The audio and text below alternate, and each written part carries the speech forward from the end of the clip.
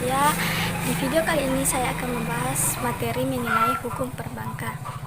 Jadi langsung saja kita masuk dalam pembahasan materi pertama. Mendengar mengenai hukum perbankan, pasti ada pertanyaan apa itu BAN, apa itu perbankan, dan apa itu hukum perbankan. Jadi, pengertian BAN menurut Undang-Undang Nomor 10 Tahun 1998 tentang perubahan atas Undang-Undang Nomor 7 Tahun 1992 tentang perbankan pasal 1 dan 2. Bank adalah badan usaha yang menghimpun dana dari masyarakat dalam bentuk simpan dan kredit dalam rangka meningkatkan taraf hidup rakyat banyak. Perbankan adalah segala sesuatu yang menyangkut tentang bank, mencakup kelembagaan, kegiatan usaha, serta cara dan proses dalam melaksanakan kegiatan. Hukum perbankan adalah sebagai kumpulan peraturan hukum yang mengatur kegiatan lembaga keuangan bank yang meliputi segala aspek dilihat dari segi esensi dan eksistensinya serta hubungannya dengan bidang kehidupan yang lain. Selanjutnya, pengertian keuangan. Menurut Kamus Besar Bahasa Indonesia, keuangan adalah segala sesuatu yang bertalian dengan uang, seluk-beluk uang, dan urusan uang atau keadaan uang. Keuangan berhubungan dengan proses lembaga, pasar, dan instrumen yang terlibat dalam transfer uang di antara individu maupun antara bisnis dan pemerintah. Kemudian sistem keuangan. Sistem keuangan adalah tatanan dalam perekonomian suatu negara yang memiliki peran terutama dalam menyediakan fasilitas jasa-jasa di bidang keuangan oleh lembaga-lembaga keuangan penunjang lainnya, misalnya pasar uang dan pasar modal. Selanjutnya, lembaga keuangan. Lembaga keuangan adalah suatu institusi atau badan usaha yang bergerak di bidang jasa keuangan yang menghimpun aset dalam bentuk dana dari masyarakat, lalu menyalurkan dana tersebut untuk pendanaan kegiatan ekonomi dan proyek pembangunan dengan mendapatkan keuntungan dalam bentuk bunga dengan persentase tertentu dari dana yang disalurkan tersebut. Selanjutnya, materi kedua yang mencakup klasifikasi lembaga keuangan depository dan non-depository, hubungan antara lembaga keuangan, peranan lembaga keuangan khususnya perbankan dalam pembangunan. Kemudian, jenis lembaga keuangan. Lembaga keuangan bank depositories, di antaranya bank sentral, bank yang memiliki otoritas penuh dalam mengendalikan kegiatan moneter di suatu negara, contohnya Bank Indonesia. Kemudian bank umum dan syariah, bank kegiatan usaha secara konvensional atau syariah yang dalam kegiatannya memberikan jasa dalam lalu lintas pembayaran, contohnya BNI Syariah, BCA Mandiri, dan BRI. Selanjutnya, bank perkreditan rakyat, bank yang melaksanakan kegiatan usaha secara konvensional atau syariah yang dalam kegiatannya tidak memberikan jasa dalam lalu lintas pembayaran, contohnya koperasi dan perseroan terbatas. Kemudian, lembaga keuangan bukan bank atau non-depository seperti pegadaian, pasar modal atau bursa efek, lembaga pembiayaan, perusahaan asuransi, lembaga dana pensiun, dan koperasi simpan pinjam. Hubungan antar lembaga keuangan. 1. Sebagai tempat penyimpanan uang, sebagai pembeli atau penyalur kredit, sebagai perantara dalam pembayaran dan pencetakan uang. Kemudian sebagai penghimpun dana, memberikan kredit, menjadi perantara bagi perusahaan-perusahaan. Selanjutnya, peranan lembaga keuangan khususnya perbankan dalam pembangunan. Di antaranya menciptakan struktur perbankan domestik yang sehat dan mampu memenuhi kebutuhan masyarakat, menciptakan sistem pengaturan dan pengawasan bank yang efektif dan mengacu pada standar internasional. Selanjutnya, perlindungan konsumen dalam jasa perbankan. Kemudian, menciptakan industri perbankan dalam menghadapi resiko.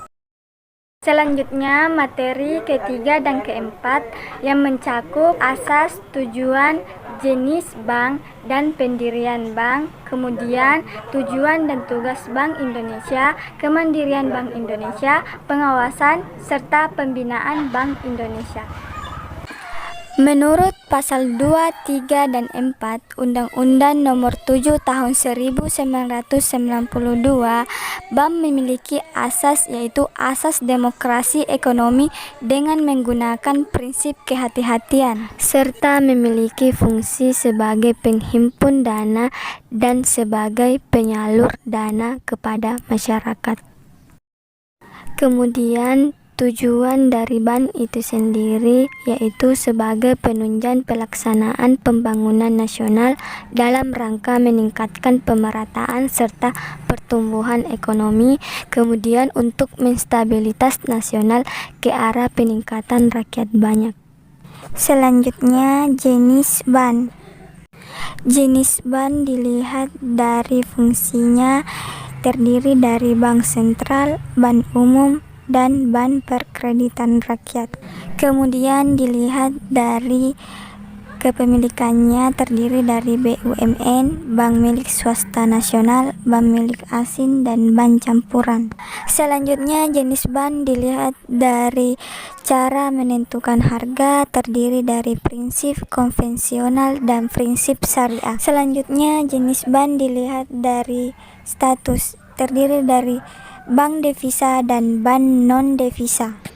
Selanjutnya, tujuan Bank Indonesia menurut Undang-Undang Nomor 3 Tahun 2004 tentang perubahan atas Undang-Undang Nomor 23 Tahun 1999 tentang Bank Indonesia dalam pasal 7, yaitu upaya pembangunan yang berkesinambungan untuk mencapai tujuan nasional berdasarkan Pancasila dan Undang-Undang Dasar 1945. Maka kebijakan moneter harus dititik beratkan pada upaya untuk memelihara stabilitas nilai rupiah. Selanjutnya, tugas dari Bank Indonesia adalah sebagai lembaga independen, bebas campur tangan pemerintah dan pihak lain kecuali untuk hal-hal yang secara tegas diatur dalam Undang-Undang. Ketentuan pasal 4 ayat 2. Pengawasan dan pembinaan Bank Indonesia. Bank Indonesia menetapkan peraturan, memberikan dan mencabut izin atas kelembagaan dan kegiatan usaha tertentu dari bank, melaksanakan pengawasan bank dan mengenakan sanksi terhadap bank. Pengawasan terbagi menjadi 3, yaitu pengawasan normal atau rutin, pengawasan intensif, dan pengawasan khusus. Selanjutnya, materi kelima yaitu sumber dan alokasi dana perbankan, yang mencakup pengertian dan sumber dana bank, modal, fungsi, jenis, dan peraturan tentang modal bank yang ada di Indonesia. Selanjutnya, pengertian dan sumber dana bank. Sumber dana bank adalah suatu bank dalam memperoleh dana dalam rangka membiayai kegiatan operasinya dengan cara harus terlebih dahulu membeli uang atau menghimpun dana, sehingga dari selisih bunga tersebutlah bank memperoleh keuntungan. Kemudian sumber dana bank. Pertama, dana dari bank itu sendiri antara lain berasal dari modal sendiri, yakni setoran dari pemegang sahamnya. Kemudian perusahaan dapat pula keluarkan saham baru dan menjualnya di pasar modal. Selanjutnya, menggunakan saldo laba yang belum dipakai. Kedua, dana yang berasal dari masyarakat luas, di antaranya simpanan giro, deposito, tabungan simpanan pihak ketiga yang penarikannya hanya dapat dilakukan menurut syarat-syarat tertentu. Selanjutnya, dana yang bersumber dari Bank Indonesia sebagai bank sentral dan dana yang bersumber dari lembaga keuangan baik berbentuk bank maupun non-bank. Selanjutnya, materi keenam yaitu jenis alokasi dana bank. Pengertian pengalokasian dana adalah menjual kembali dana yang diperoleh dari penghimpunan dana dalam bentuk simpanan dengan tujuan memperoleh profit. Selanjutnya, jenis alokasi dana menurut prioritas penggunaannya yakni cadangan primer, cadangan sekunder, penyaluran kredit, dan investasi. Kemudian menurut sifat aktiva yakni aktiva non-produktif dan aktiva produktif. Selanjutnya materi ketujuh, pengertian dan kriteria kredit bermasalah. Kredit bermasalah adalah suatu keadaan debitur tidak dapat memenuhi kewajiban kredit yang ia peroleh dari bank, yaitu kewajiban atas pembayaran bunga dan pokok pinjaman. Kredit bermasalah menurut ketentuan Bank Indonesia diantaranya lancar, dalam perhatian khusus, kurang lancar, diragukan, dan macet. Selanjutnya, penyelamatan kredit bermasalah. Penyelamatan kredit bermasalah adalah suatu langkah penyelesaian kredit bermasalah melalui perundingan kembali antara bank sebagai kreditur dan nasabah peminjam sebagai debitur. Sesuai dengan Surat Edaran Bank Indonesia Nomor 26/4/BPPP tanggal 29 Mei 1993, penyelamatan kredit bermasalah dilakukan dengan 3 tahap. Yang pertama, penjadwalan kredit, di mana upaya hukum untuk melakukan perubahan terhadap beberapa syarat perjanjian kredit yang berkenaan dengan jadwal pembayaran kembali atau jangka waktu kredit termasuk tenggang waktu dan perubahan jumlah angsuran bila perlu dengan penambahan kredit. Kedua, persyaratan kembali, di mana perubahan jumlah angsuran ini tidak terbatas atau jangka waktu, tetapi di sini tidak bisa penambahan kredit serta tidak bisa dikonversi, artinya harus dengan uang rupiah. Yang ketiga, penataan kembali, yakni upaya untuk melakukan perubahan syarat-syarat perjanjian kredit berupa pemberian tambahan kredit atau melakukan konversi atas seluruh atau sebagian kredit menjadi perusahaan. Selanjutnya, penyelesaian kredit bermasalah melalui lembaga hukum.